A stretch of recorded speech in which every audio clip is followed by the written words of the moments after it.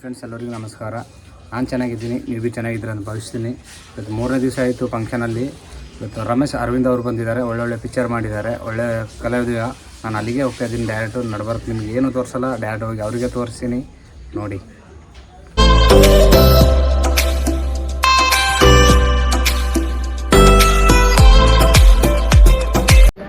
ಮಾನ್ಯ ಶಾಸಕರಿಗೆ ಮತ್ತೊಮ್ಮೆ ತುಂಬ ಹೃದಯದ ಧನ್ಯವಾದಗಳನ್ನ ಹೇಳ್ತಾ, ಇದೀಗ ನೀವೆಲ್ಲರೂ ಕಾತುರದಿಂದ ಕಾಯ್ತಾ ಇರುವಂತಹ ಸಮೀಪ ಕಾಲ, ಅದು ಮುಖ್ಯವಾಗಿರುವಂತಹ ಕಾರ್ಯಕ್ರಮದ ಘಟ್ಟ.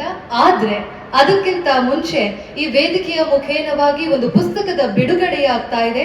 ಆ ಪುಸ್ತಕದ ಬಿಡುಗಡೆಯನ್ನ ಈ ಕಾರ್ಯಕ್ರಮದ ಅತಿಥಿ ಸ್ಥಾನವನ್ನ ವಹಿಸಿರುವಂತಹ ಚಿತ್ರನಟ, ನಿರ್ದೇಶಕ, ನಮ್ಮೆಲ್ಲರಿಗೂ ಕೂಡ ಸ್ಫೂರ್ತಿದಾಯಕ ಮಾತುಗಳನ್ನ ನೀಡುವಂತಹ ರಮೇಶ್ ಅರವಿಂದ್ ಸರ್ ಅವರು ಅದನ್ನ ಬಿಡುಗಡೆ ಮಾಡಬೇಕು ಅಂತ ಅವರಲ್ಲಿ ವಿನಂತಿಸ್ಕೊಳ್ತಾ ಇದ್ದೀನಿ. ಮಹೇಶ್ ಮಾಷಲ್ ಸರ್ ಅವರು ಬರೆದಿರುವಂತಹ ಚಾಣಕ್ಯ ಪ್ರಕಾಶನ್ ಅವರು ಪಬ್ಲಿಷ್ ಮಾಡಿರುವಂತಹ ಗೀಗಾ ಬೈಟ್ ಅನ್ನುವ ಪುಸ್ತಕ ಈ ದಿಶಾ ನಿರ್ದೇಶನದ ವೇದಿಕೆಯ ಮುಖೇನವಾಗಿ ಎಲ್ಲ ಯುವಕರಿಗೆ ಮನ ಮುಟ್ಟುವ ರೀತಿಯಾಗಿ ಬರೆದಿರುವಂತಹ ಗೀಗಾ ಬೈಟ್ ಅನ್ನುವ ಪುಸ್ತಕ ಈ ವೇದಿಕೆಯ ಮುಖೇನವಾಗಿ ರಮೇಶ್ ಅರವಿಂದ್ ಅವರು ಹಾಗೂ ಇನ್ನಿತರ ಎಲ್ಲ ಅತಿಥಿಗಳು ಕೂಡ ಸೇರಿ ಗೀಗಾ ಬೈಟ್ ಪುಸ್ತಕದ ಬಿಡುಗಡೆಯನ್ನ ಈ ವೇದಿಕೆಯ ಮುಖೇನವಾಗಿ ಮಾಡ್ತಾ ಇದ್ದಾರೆ. ಇಂದಿನ ಯುವ ಪೀಳಿಗೆಗಳ ಮೈಂಡ್ ಸೆಟ್ ಹೇಗಿರಬೇಕು? ದಯಮಾಡಿ ಎಲ್ಲ ಫೋಟೋಗ್ರಾಫರ್ಸ್ ಮೇನ್ ಸ್ಟ್ರೀಮಿಂಗ್ ಕ್ಯಾಮೆರಾಗೆ ಅಡ್ಡಿ ಬರಬಾರ್ದು, ದಯಮಾಡಿ. ಇಂದಿನ ಯುವ ಪೀಳಿಗೆಗಳ ಮೈಂಡ್ ಸೆಟ್ ಹೇಗಿರಬೇಕು? ಮೈಂಡ್ ಸೆಟ್ ಒಂದಿದ್ರೆ ಹೇಗೆ ಇಡೀ ಜಗತ್ತನ್ನೇ ಬದಲಿಸಬಹುದು ಅನ್ನುವ ಆ ಪುಸ್ತಕದ ಮರ್ಮದಂತೆ ಗೀಗಾ ಬೈಟ್ ಅನ್ನೋ ಪುಸ್ತಕ ಈ ವೇದಿಕೆಯ ಮುಖೇನವಾಗಿ ಬಿಡುಗಡೆಯಾಗ್ತಾ ಇದೆ. ದೊಡ್ಡ ಚಪ್ಪಾಳೆಗಳೊಂದಿಗೆ ಆ ಎಲ್ಲರಿಗೂ ಕೂಡ ಈ ಪುಸ್ತಕವನ್ನ ಬರೆದಿರುವಂತಹ ಮಹೇಶ್ ಮಾಷಲ್ ಸರ್ ಹಾಗೂ ಪಬ್ಲಿಷ್ ಮಾಡಿರುವಂತಹ ಚಾಣಕ್ಯ ಪಬ್ಲಿಕೇಶನ್ಸ್ಗೂ ಕೂಡ ಮತ್ತೊಮ್ಮೆ ಮಗದೊಮ್ಮೆ ಧನ್ಯವಾದಗಳನ್ನ ಹೇಳ್ತಾ, ಎಲ್ಲ ಅತಿಥಿಗಳಿಗೂ ಕೂಡ ಧನ್ಯವಾದಗಳು.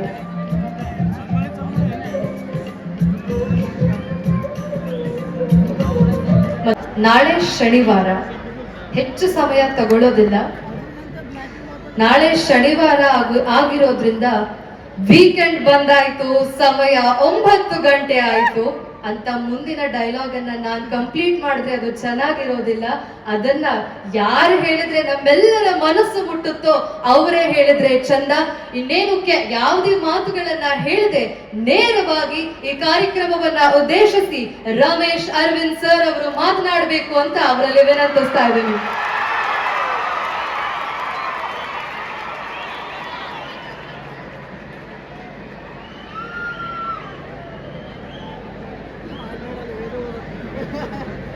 ಹಲೋ,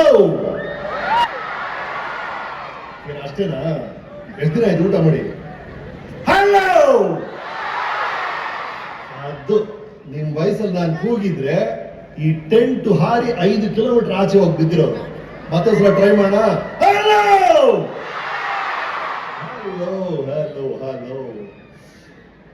ಬಹಳ ಖುಷಿ ಆಯ್ತ್ರಿ. 2-3 ಕಾರಣಗಳಿಗೆ ಈ ಸಭೆ ಬಹಳ ಖುಷಿ ಆಗ್ತಿದೆ.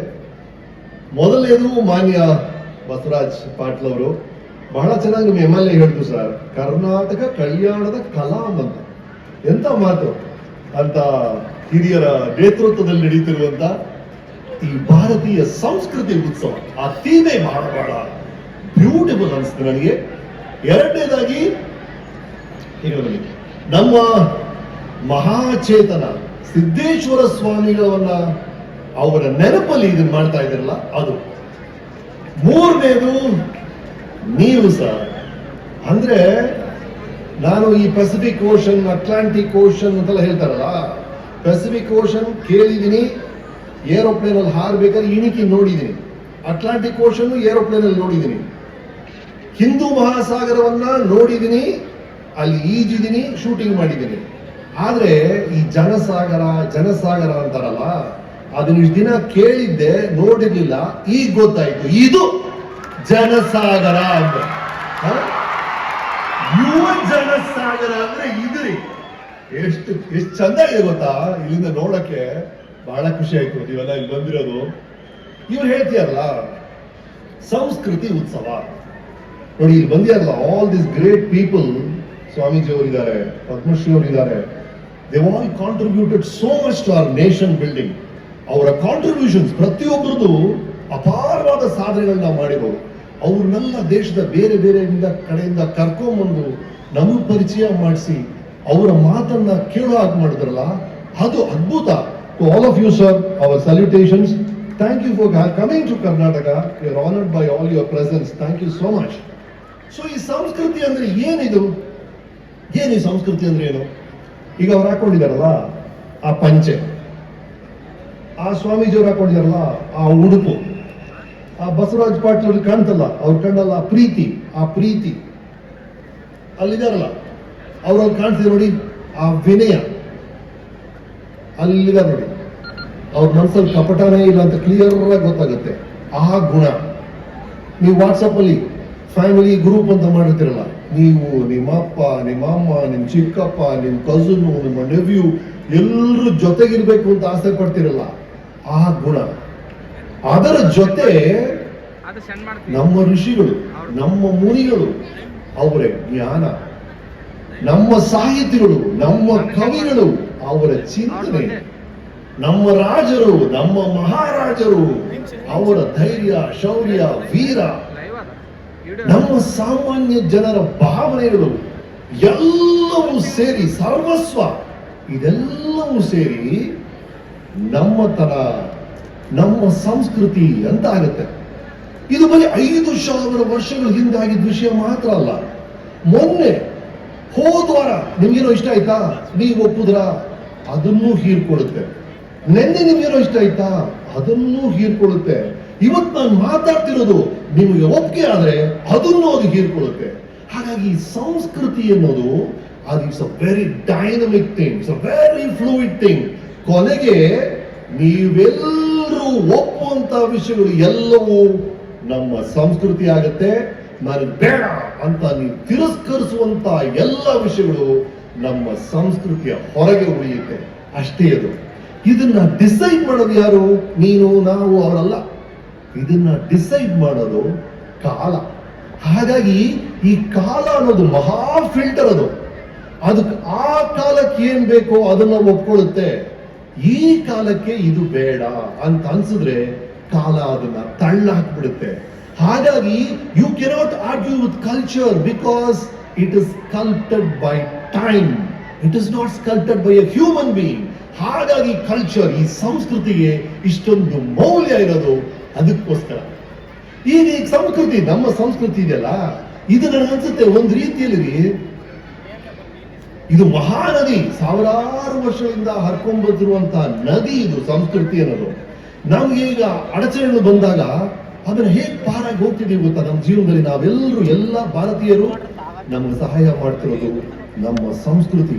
ಹಾಗಾಗಿ ಒಂದು ರೀತಿಯಲ್ಲಿ ಸಂಸ್ಕೃತಿ ಅನ್ನೋದು ನೀರು, ಇನ್ನೊಂದು ರೀತಿಯಲ್ಲಿ ನಮ್ಮಲ್ಲಿರೋ ಸಹನೆ, ನಮ್ಮಲ್ಲಿರೋ ತಾಳ್ಮೆ, ನಮ್ಮಲ್ಲಿರೋ ಶಾಂತಿ ಸ್ವಭಾವ ಎಲ್ಲವನ್ನು ನೋಡಿದಾಗ ಅದು ಕಾರಣ ನಮ್ಮ ಸಂಸ್ಕೃತಿ. ಹಾಗಾದ್ರೆ ನಮ್ಮ ಸಂಸ್ಕೃತಿ ಪೃಥ್ವಿ ಕೂಡ. ಇನ್ನೊಂದು ರೀತಿಯಲ್ಲಿ ನಿಮ್ಮ ಕನಸುಗಳೆಲ್ಲ ನನಸಾಗಬೇಕು ಅಂದ್ರೆ ಅದಕ್ಕೊಂದು ತೀವ್ರತೆ ಬೇಕಲ್ಲ, ಆ ತೀವ್ರತೆ ಅದು ಬೆಂಕಿಯ ಗುಣ. ಹಾಗಾಗಿ ಸಂಸ್ಕೃತಿ ಇನ್ನೊಂದು ರೀತಿಯಲ್ಲಿ ಬೆಂಕಿ ಕೂಡ. ಮತ್ತೊಂದು ರೀತಿಯಲ್ಲಿ ಪೃಥ್ವಿನೂ ಅದೇ, ನೀರು ಅದೇ, ಬೆಂಕಿನೂ ಅದೇ. ಸಂಸ್ಕೃತಿನೇ ನಮ್ಮ ಉಸಿರು. ಹಾಗಾಗಿ ಸಂಸ್ಕೃತಿ ವಾಯು ಕೂಡ. ಎಲ್ಲದಕ್ಕಿಂತ ಅಲ್ಲಿ ರಾಮ ಸೇತುವೆ ಕಟ್ಟಬೇಕಾದ್ರೆ ಹನುಮಂತ ಬೆಟ್ಟನೇ ತಂದ್ಬಿಡ್ತಿದ್ದಂತೆ. ಇನ್ನೊಂದು ಕಡೆ ಅಳಿಲು ಸಣ್ಣ ಸಣ್ಣ ಮರಳು ಅಣುಗಳನ್ನ ತರ್ತಿದ್ದಂತೆ.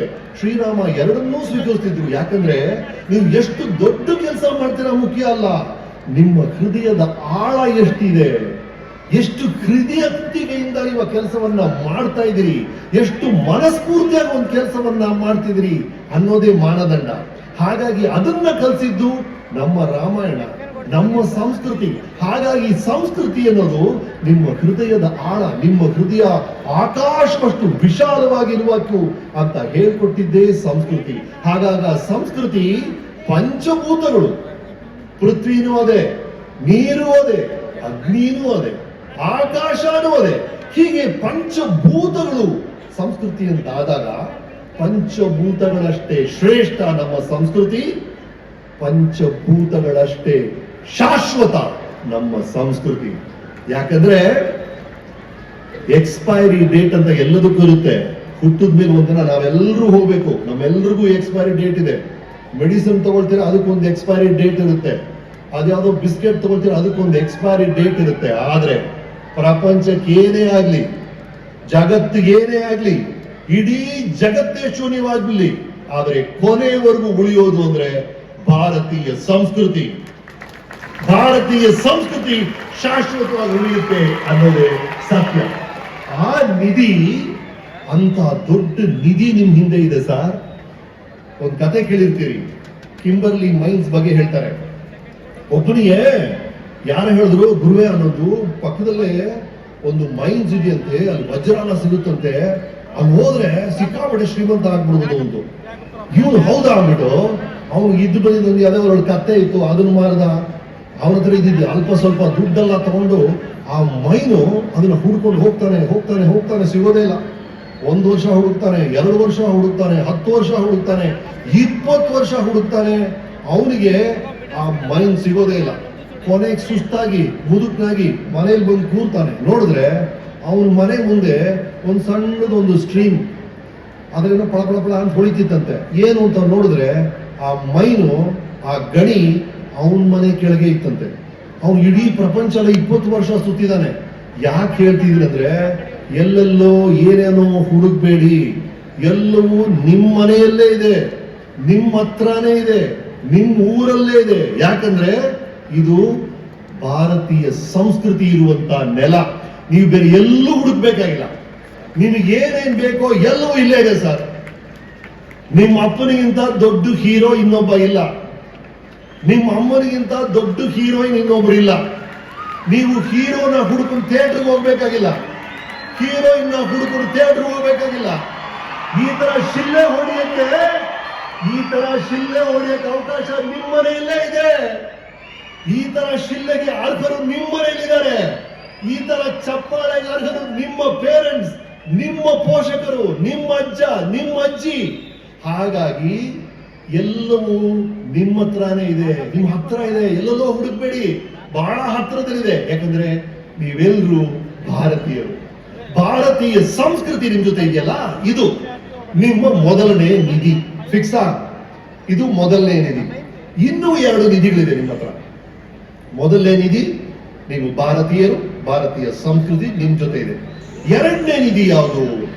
ಇದು ಭಾರತಕ್ಕೆ ಮಾತ್ರ ಸಂಬಂಧಪಟ್ಟಿದ್ದಲ್ಲ, ಮಾನವನ ಹುಟ್ಟುದಂತ ಎಲ್ರಿಗೂ ಸಂಬಂಧಪಟ್ಟಂತ 2ನೇ ನಿಧಿ ಇದು. ಏನದು? ನವರಸಗಳು ಅಂತ ಹೇಳ್ತೀವಿ ಅಲ್ವಾ? ಅಷ್ಟ ದಿಕ್ಕುಗಳು, ಸಪ್ತ ಋಷಿಗಳು, ಷಣ್ಮುಖ, ಕರೆಕ್ಟ್. ಆಮೇಲೆ 5ಕ್ಕೆ ಬಂದ್ರೆ ಪಂಚಪಾಂಡವರು, ಪಂಚಭೂತಗಳು. 4ಕ್ಕೆ ಬಂದ್ರೆ ಚತುರ್ವೇದಗಳು, ತ್ರಿವೇದಿ, ತ್ರಿನೇತ್ರ ಅಲ್ವಾ? ತ್ರಿದೇವಿಯರು. 2 ಜೋಡಿಯಾಗಿ ಬರೋದು ಯಾರು? ಹಗಲು ಇರುಳು, ಕಪ್ಪು ಬಿಳುಪು. ಆದ್ರೆ ಕೆಲವು ವಿಷಯಗಳು ಒಂದೇ ಒಂದಿರುತ್ತೆ ಜಗತ್ತಲ್ಲಿ, ಒಂದೇ ಒಂದು. ಆತರ ಇನ್ನೊಂದಿರಕ್ಕೆ ಸಾಧ್ಯನೇ ಇಲ್ಲ. ಯಾವುದು?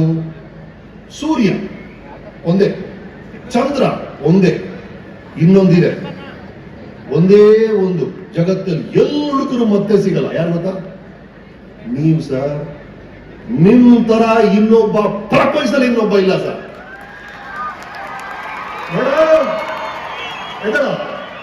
ಎಗರೋ ಎಗರೋ, ನೀನೇ ಒಂದ್ಸಲ ಎಗರೋ. ಅಲ್ಲಿ ಎಗಿರ್ತೀಯಲ್ಲ, ಅವನ್ ತರ ಪ್ರಪಂಚದಲ್ಲಿ ಇನ್ನೊಬ್ಬ ಇಲ್ಲ. ಇಲ್ಲಿ ಕೂತಿಯಾರಲ್ಲ ಈ ಅಜ್ಜ, ಅವರೇ ವೇವ್ ಮಾಡಿ ಸರ್, ವೇವ್ ಮಾಡ ಪುಟ್ಟ, ವೇವ್ ಮಾಡ, ಬರಲಿ, ಓಡ್ಬಾ ಓಡ್ಬಾ, ಏನ್ ನಡಿಬೇಡ, ಓಡ್ಬಾ ಓಡ್ಬಾ. ಅದು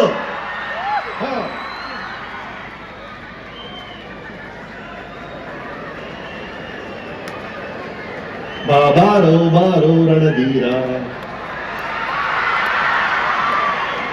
ನಿನ್ನ ಹೆಸರೇನು? ವಿರಾಟ್. ಅವನ ಹೆಸರೇ ವಿರಾಟ್. ಓಕೆ, ನೆನ್ಪಿಟ್ಕೊಳ್ಳಿ, ಪ್ರಪಂಚದಲ್ಲಿ ವಿರಾಟ್ ತರ ಇನ್ನೊಬ್ಬ ಇಲ್ಲ. ಇಲ್ಲಿಂದ ಅರಸೀಕೆರೆಗೆ ಹೋಗಿ, ಅರಸೀಕೆರೆಗಿಂದ ಆಸ್ಟ್ರೇಲಿಯಾ ಹೋಗಿ, ಆಸ್ಟ್ರೇಲಿಯಾದಿಂದ ಅಂಟಾರ್ಟಿಕಾ ಹೋಗಿ, ಎಲ್ಲಿ ಹುಡುಕಿದ್ರು ಇನ್ನೊಬ್ಬ ವಿರಾಟ್ ನಿಮಗೆ ಸಿಗಲ್ಲ. Get it? ಆಯ್ತಾ? ಅದೇ ಥ್ಯಾಂಕ್ ಯು ಬೇಡ. ಆಸ್ಟ್ರೇಲಿಯಾ ಸಹಿತ ಶುಭ ಆಗಿ ಯಾಕೆ ಹೇಳ್ತಿದ್ರಿ ಅಂದ್ರೆ ಇದು ವಿರಾಟ್ ಕತೆ ಮಾತ್ರ ಅಲ್ಲ ರೀ, ನಿಮ್ ಎಲ್ಲರ ಕತೆ. ಇಲ್ಲಿ ಸೇರಿದ್ರಲ್ಲ ಪ್ರತಿಯೊಬ್ರು ಒಬ್ಬೊಬ್ರು ಇದನ್ನ ಕೇಳಿಸ್ಕೊಳ್ತಾ ಇರೋರು, ಇದನ್ನ ಟಿವಿಯಲ್ಲಿ ನೋಡ್ತಾ ಇರೋರು ಎಲ್ರಿಗೂ ಹೇಳ್ತಾ ಇದ್ದೀನಿ, ನಿಮ್ ತರ ಒಬ್ಬ ಜಗತ್ತಲ್ಲಿಲ್ಲ, ಹಿಂದೆ ಇತಿಹಾಸದಲ್ಲೇ ಇದ್ದಿಲ್ಲ ರೀ. ಯಾಕೆ ಅಂದ್ರೆ ನಿಮಗಿರುವ DNA ಸೆಟಪ್, ನಿಮಗಿರುವ ಜೆನೆಟಿಕ್ ಮೇಕಪ್, ಅಂದ್ರೆ ನಿಮ್ ಮೂಗು ನಿಮ್ಮ ಅಪ್ಪನ ತರ ಇದೆ, ನಿಮ್ ಕಿವಿ ನಿಮ್ಮ ಅಮ್ಮನ ತರ ಇದೆ, ಅದೆಲ್ಲ ಬೇರೆ ವಿಷಯ. ಬಟ್ ನಿಮ್ಮ ಮನಸ್ಥಿತಿ ಇದೆಯಲ್ಲ, ನಿಮ್ಮ ಮೈಂಡ್ ಸೆಟ್ ಇದೆಯಲ್ಲ, ಅದು ಅನನ್ಯ. ನೀವು ಒಬ್ಬರೇ ಇರೋದು. ಯಾಕೆ ಹೇಳಿದೀನಿ ಚೆನ್ನಾಗಿ ಅರ್ಥ ಮಾಡ್ಕೊಳ್ಳಿ. First of all, you are special, you are unique, there is nobody like you in the history. Point 2, ನಿಮ್ ತಲೆ ಒಳಗೆ ದೇವ್ರು ಕೊಟ್ಟಿದಾನಲ್ಲಪ್ಪ ಒಂದು ಬುರುಡೆ, ಅದರೊಳಗೆ ಏನೋ ಇದೆಯಲ್ಲ, ಅದು ಸಾಧಾರಣವಾದ ಉಪಕರಣ ಅಲ್ಲ. This brain is at least 2 million years old. ಅಂದ್ರೆ 20 ಲಕ್ಷ ವರ್ಷಗಳು ಇವಾಲ್ವ್ ಆಗಿ ಒಂದು ಹ್ಯೂಮನ್ ಬ್ರೈನ್ ಆಗಿ ನಿಮ್ ತಲೆ ಒಳಗೆ ಕೂತಿದೆ. ಅದರ ಶಕ್ತಿ ಏನ್ ಗೊತ್ತಾ ನಿಮ್ಗೆ? ಅದರ ಶಕ್ತಿಯನ್ನ ಮೊದಲು ನೀವು ಗ್ರಹಿಸಬೇಕು. 20 ಲಕ್ಷ ವರ್ಷಗಳು ಸತತವಾಗಿ ಅಪ್ಡೇಟ್ ಆಗ್ತಾ ಒಂದು ಬ್ರೈನ್ ಆಗಿ ನಿಮ್ ತಲೆ ಒಳಗೆ ಕೂತಿದೆ. ಅರ್ಥ ಆಗ್ತಿದೆಯಾ ಎಂತ ಶಕ್ತಿ ಇದೆ ನಿಮಗೆ ಅಂತ? ಹಾಗಾಗಿ ದಯವಿಟ್ಟು ಅದನ್ನ ಸರಿಯಾಗಿ ಉಪಯೋಗಿಸ್ಬೇಕಷ್ಟೇ. ನಿಮಗಿರುವ ಮಹಾಶಕ್ತಿ ಎರಡನೇದು ಅಂದ್ರೆ ನಿಮ್ ತಲೆಯಲ್ಲಿರುವಂತ, ಸರ್ ನಮ್ಮ ಸಂಸ್ಕೃತಿ, ನಮ್ಮ ಕಥೆಗಳಲ್ಲಿ ಓದ್ತೀವಿ, ಕಾಮಧೇನು, ಕಲ್ಪವೃಕ್ಷ ಎಲ್ಲವನ್ನು ಕೊಡುತ್ತೆ ಅಂತ ಹೇಳಿದ್ರಲ್ಲ, ಅದು ಬೇರೆ ಎಲ್ಲೂ ಇಲ್ಲ, ನಿಮ್ 2 ಕಿವಿ ಮಧ್ಯೆ ನಿಮ್ ತಲೆ ಒಳಗಿದೆ. ನಿಮ್ಗೆ ಸಿಗಬೇಕಾಗಿರುವ ಎಲ್ಲ ನಿಮ್ಮ ಅರ್ಹತೆಯಾಗಿ, ನಿಮ್ಗೆ ಅರ್ಹತೆ ಇರುವಂತ ವಿಷಯಗಳು, ನೀವು ಆಸೆ ಪಡೋ ವಿಷಯಗಳು ಎಲ್ಲವನ್ನು ಕೊಡುವಂತ ಕಲ್ಪವೃಕ್ಷ ನಿಮ್ ತಲೆ ಒಳಗೆ ಇದೆ. ಎಲ್ಲವನ್ನು ನೀಡುವಂತ ಕಾಮಧೇನು ನಿಮ್ಮ ಮೆದುಳು, ನಿಮ್ಮ ಬ್ರೈನ್. ಹಾಗಾಗಿ respect yourself, you have amazing power. ಎರಡನೇದು ಇದು. ಮೂರನೇ ಶಕ್ತಿ, ಒಂದು ನಮ್ಮ ಭಾರತೀಯ ಸಂಸ್ಕೃತಿ, ಎರಡನೇದು ನಿಮ್ ತಲೆಗಿರುವಂತ, ನಿಮ್ ತಲೆ ಒಳಗಿರುವಂತ 20 ಲಕ್ಷ ವರ್ಷಗಳು ಅಪ್ಡೇಟ್ ಆಗ್ತಿರುವಂತ ನಿಮ್ಮ ಬ್ರೈನ್. ಮೂರನೇದು, ನಾನು ನಂದಿನಿ ಅಂತ ಒಂದು ಸೀರಿಯಲ್ ಪ್ರೊಡ್ಯೂಸ್ ಮಾಡಿ ಕ್ರಿಯೇಟಿವ್ ಡೈರೆಕ್ಟರ್ ಆಗಿದ್ದೆ. ಅದು ಬಂದು ಹೀರೋಯಿನ್ ಆಗಾಗ ಹಾವಾಗ್ಬಿಡ್ತಾಳೆ. ಅದನ್ನು ಕೆಲವು ನೋಡಿರ್ತೀರಿ, ಉದಯ ಟಿವಿಯಲ್ಲಿ ಬರ್ತಾ ಇತ್ತು. ಅದು ಬಂದು ಒಂದು ಫ್ಯಾಂಟಸಿ ಸೀರಿಯಲ್. ಸೊ ನಾವು ಏನ್ ಬೇಕಾದ್ರೂ ಕ್ರಿಯೇಟ್ ಮಾಡ್ಬೋದು ಅದರಲ್ಲಿ. ನನಗೆ ಬಹಳ ಮಜಾ ಸಿಕ್ತಿತ್ತು ಆ ವಿಷಯಗಳನ್ನ ಕ್ರಿಯೇಟ್ ಮಾಡೋದ್ರಲ್ಲಿ. ಮಧ್ಯದಲ್ಲಿ ಒಂದು ಐಡಿಯಾ ಬಂತು. ಆ ಸೀರಿಯಲ್ ಅಲ್ಲಿ ಬುದ್ಧಿ ಬಾವಿ ಅಂತ ಒಂದು ಬಾವಿಯನ್ನ ನಾನು ಕ್ರಿಯೇಟ್ ಮಾಡಿದ್ದೆ.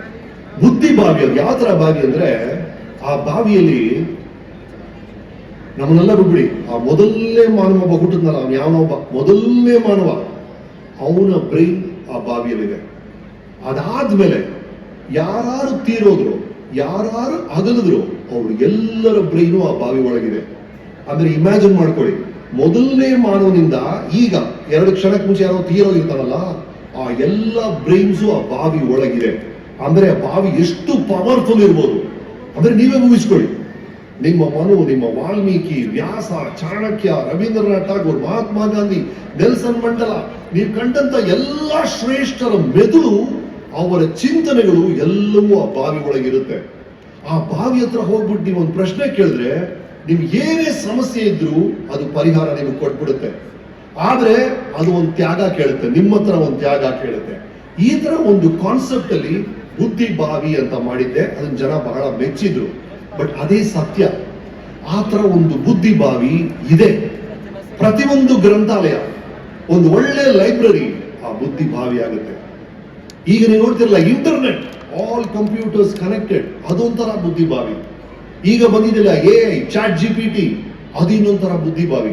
ಹಾಗಾಗಿ ಪ್ರಪಂಚದಲ್ಲಿ, ಇತಿಹಾಸದಲ್ಲಿ ಇದ್ದಂತ ಎಲ್ಲ ಶ್ರೇಷ್ಠವಾದ ಚಿಂತನೆಗಳು ನಿಮ್ಗೆ ಸಿಗುತ್ತೆ ಸರ್. ನೀವು ಯಾರ ಚಿಂತನೆ ಬೇಕಾದ್ರೆ ತಗೋಬಹುದು. ನೀವು ಬರೀ ನಿಮ್ಮ ಪಕ್ಕದಲ್ಲಿರೋ ರಾಮ, ಶ್ಯಾಮ, ಭಾಮ ಫ್ರೆಂಡ್ ಆಗಿರ್ಬೇಕಾಗಿಲ್ಲ. ನೀವು ಬಸವಣ್ಣನ ಫ್ರೆಂಡ್ ಆಗಿರ್ಬೋದು ಸರ್. ನೀವು ಸರ್ವಜ್ಞನ ಫ್ರೆಂಡ್ ಆಗಿ ಮಾಡ್ಕೋಬಹುದು. ನೀವು ಕೊಲಂಬಸ್ ಜೊತೆ ಎಕ್ಸ್ಪ್ಲೋರ್ ಮಾಡಬಹುದು. ನೀವು ಕಾಪರ್ನಿಕಸ್ ಜೊತೆ ಎಕ್ಸ್ಪ್ಲೋರ್ ಮಾಡಬಹುದು. ಐನ್ಸ್ಟೈನ್, ನ್ಯೂಟನ್, ಫ್ಯಾರಡೆ, ಯಾರು ಬೇಕು ಎಲ್ಲರೂ ಸಿಗ್ತಾರೆ ನಿಮ್ಗೆ. ಹಾಗಾಗಿ ಗ್ರಾಬ್ ಆಲ್ ದ ನಾಲೆಜ್. ನಿಮ್ ಹಿಂದೆ ಭಾರತೀಯ ಸಂಸ್ಕೃತಿ ಅನ್ನೋ ಶಕ್ತಿ ಇದೆ, ಮೆದುಳು ಅನ್ನೋ ಅದ್ಭುತವಾದ ಶಕ್ತಿ ಇದೆ, ಬುದ್ಧಿಭಾವಿ ಅನ್ನೋ ಶಕ್ತಿ ಇದೆ. ಮೂರನ್ನು ಸ್ವೀಕರಿಸಿ.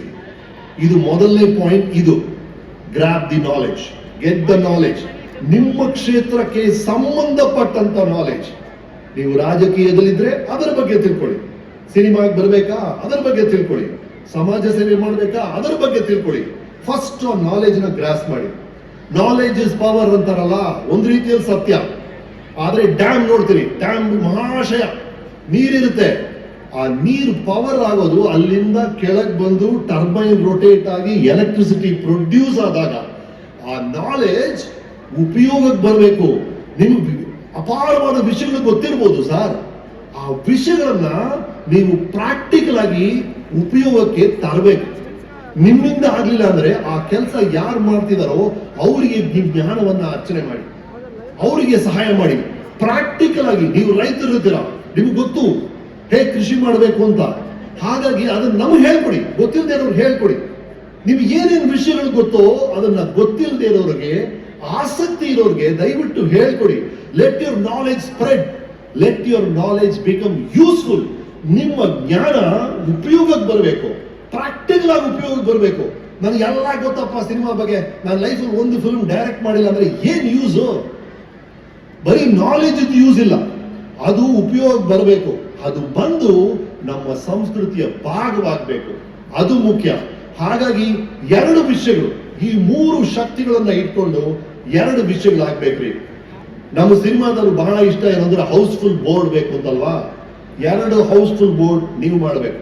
ಒಂದು, ನಿಮ್ಮ ತಲೆ ಮುಂದೆ ಒಂದು ಹೌಸ್ಫುಲ್ ಬೋರ್ಡ್ ಅಂದ್ರೆ ತಲೆ ಒಳಗೆ ಎಂತ ಅದ್ಭುತವಾದ ಯೋಚನೆಗಳು, ಎಂತ ಹಿತವಾದ ಯೋಚನೆಗಳು, ಎಂತ ಸುಂದರವಾದ ಯೋಚನೆಗಳು ಓಡಾಡ್ತಿದೆ ಅಂದ್ರೆ ನಿಮ್ ತಲೆ ಹೌಸ್ಫುಲ್ ಆಗ್ಬಿಟ್ಟಿದೆ. ಅಲ್ಲಿ ನೆಗೆಟಿವ್ ಥಾಟ್ಸ್ ಬರಕ್ ಜಾಗನೇ ಇಲ್ಲ, ಅಲ್ಲಿ ವೇಸ್ಟ್ ಥಾಟ್ಸ್ ಬರಕ್ ಜಾಗನೇ ಇಲ್ಲ. ಆ ತರ ನಿಮ್ಮ ತಲೆಯನ್ನ ಅದ್ಭುತವಾದಂತ ಯೋಚನೆಗಳಲ್ಲಿ ಹೌಸ್ಫುಲ್ ಮಾಡಿ. ಎರಡನೇದು, ನಿಮ್ಮ ಹೃದಯದ ಮುಂದೆ ಒಂದು ಹೌಸ್ಫುಲ್ ಬೋರ್ಡ್.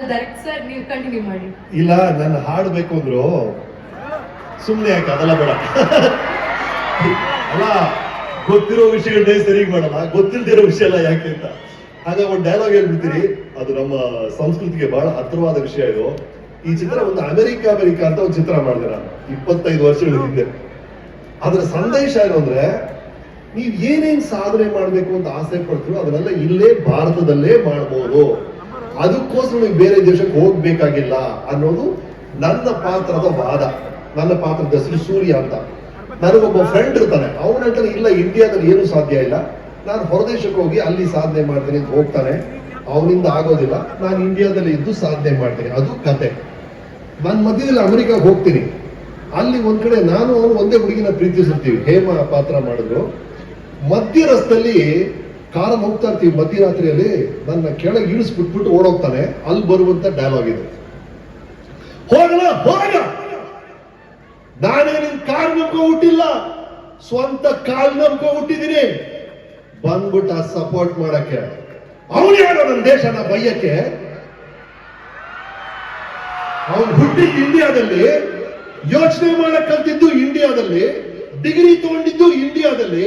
ಈಗ ಪುಡಿಗಾಸಿನ ಆಸೆಗೋಸ್ಕರ ನಮ್ ದೇಶನ ಬಿಟ್ಟು ಆ ದೇಶಕ್ಕೆ ಹೋಗಿರೋ ಜುಜ್ಬಿ ನನ್ ಮಗ, ಅವನೇ ನಮ್ ದೇಶನ ಬೈಯಕ್ಕೆ, ಮಾತೃ ದೇಶನ ಬೈಯಕ್ಕೊಬ್ಬ.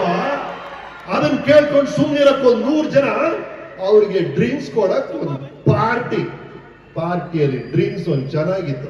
ಬರ್ಲಾ? Thank you sir. ನಿಮ್ ಎನರ್ಜಿ ಯಾವಾಗ್ಲೂ ಕೂಡ ನಿಮ್ ವಯಸ್ಸು ಹಿಂದೆ ಹೋಗ್ತಾ ಇದೆ. ನಿಮ್ಮೆಲ್ಲರ ಎನರ್ಜಿನೇ ನಮ್ಮೆಲ್ಲ ಯುವ ಜನತೆಗೂ ಸ್ಫೂರ್ತಿ, ವಿಶೇಷವಾಗಿರುವಂತ